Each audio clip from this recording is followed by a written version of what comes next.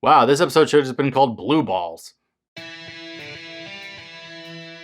Welcome to Ranger Reviews, a web series we look at episodes of the TV show Power Rangers and then discuss them. Today we're exploring the 27th episode of the show, Power Rangers in Space, as well as the 277th episode overall, titled Astronema Thinks Twice. We begin this episode on KO35, where Astronema is walking around hearing children's laughter.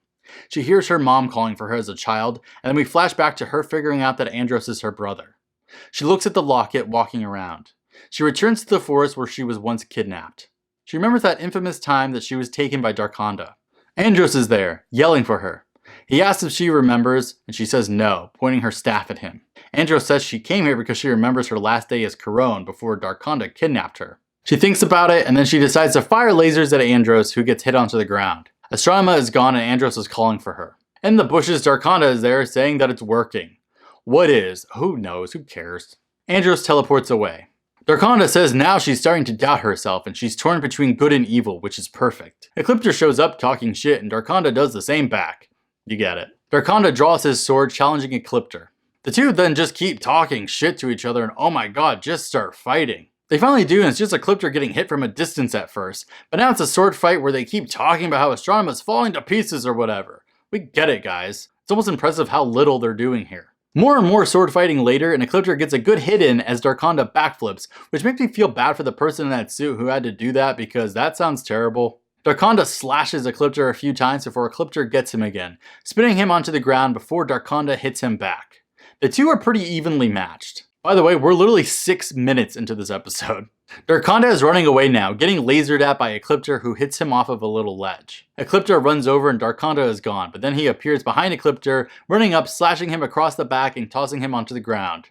Is this seriously what this whole episode is, Ecliptor versus Darkonda? Darkonda then gets Ecliptor from behind and he's forcing Ecliptor to join with him again, which starts to feel rapey. Darklyptor is back and I feel like this should have been the initial introduction of him, right?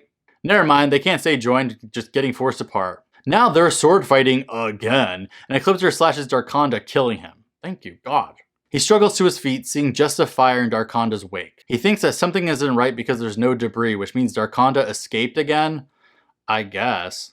We then see a scroll with 9 identical drawings of Darkonda's concept art, and 4 are now X'd out. This is how Darkonda keeps track of his lives. What the fuck? Dark Spectre is there saying that Astronema figured out her past and Darkonda suggests killing her. Dark Spectre says she's always been loyal so he will test her. Darkonda then asks if he could kill Ecliptor and Dark Spectre sends him away. Ecliptor is on the Dark Fortress, coming to Astronema's room who is turned away sulking. Ecliptor comes in with urgent news for her and she immediately asks Ecliptor why he didn't tell her about her brother. He then says that he was built to be evil, but she was born to be good, so it was only after years under Ecliptor's supervision that she became evil. He's afraid that she'll become good again now. She's very confused about everything. He tells her Darkonda spied on her and the Red Ranger and he went to Dark Spectre.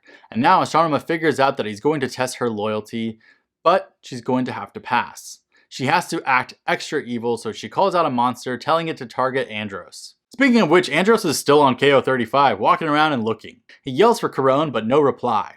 Then the monster appears firing at him. Now he's a Japanese dude in a wig running away. They're fighting a bit and Andros gets hit down pretty hard. He goes to morph, but the monster hits his morpher off of his wrist. Astronema arrives on the scene, initially pleased with this.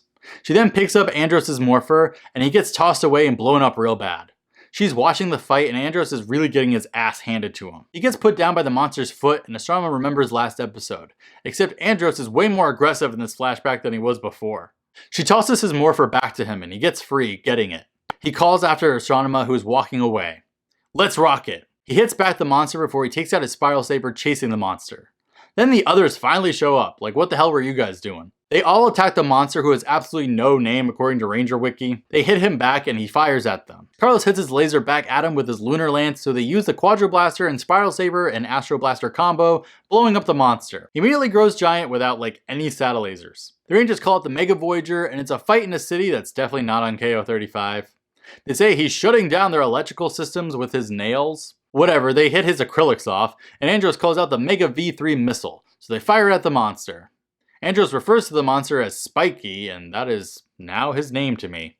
Dark Spectre is speaking to Astronema, telling her not to stray from evil, and Dark Spectre says to prove her loyalty, she has to kill her brother. She says, "As you wish, I will destroy my brother." On the megaship, the others are trying to tell Andros that even if she is his sister, she might still want to kill him. Then a transmission comes in and it's Carone asking Andros to meet her on KO35. He insists on going down there alone despite the others saying that it's probably a trap. Andros is now walking around KO35 again, and he sees Astronema, so he hides for a second before he comes out calling for her. That was weird. He walks over and she's a bit on guard. Andros asks if she remembers who she is, and she says she's not really sure right now. Andros says that when they were kids, they wanted to be Power Rangers. So wait, if she knew about the Power Rangers being a thing before as a kid, why would she think that they killed her parents? She didn't want to be Astronema. They forced that onto her, and Astronema says that she can barely remember anything. Dark Spectre would kill her if he knew where she was, she says, but she came to tell Andros that she knows where Zordon is. She will take him there. They walk away together. On the ship, the others welcome back Andros, and here comes freaking Astronema into the room behind him, and the others immediately get ready to fight. They ask what the hell is going on, and Andros says that she knows where Zordon is, and TJ says, yeah, she helped kidnap him, and she says that she actually didn't. Cassie says just give us the coordinates. They don't need her help. Astronema says that there's a force field around the planet, and she's the only one that can get Dark Spectre to lower it so they can get in. Carlos says, yesterday she tried to kill us. I mean, the other 4 Rangers are making very valid points here. Ashley says if this is a trap, they're walking right into it, and TJ says that if they take her, she has to be restrained, and Andros says no. Astronema says that it's okay though. TJ asks where Zordon is, and she says that he's in the Kirak galaxy on the jungle planet of Utoba. Dekka sets a course for the fastest travel possible, and TJ whispers, let's hope she's telling the truth, to Andros. The end. This episode does a lot more to progress the story, which is fantastic. However, there's like not a ton of content going on here. I mean, the entire, first third of the episode was just Ecliptor and Darkonda sword fighting? For it to just reveal that Darkonda now only has 9 lives to begin with, and he's only got 5 left?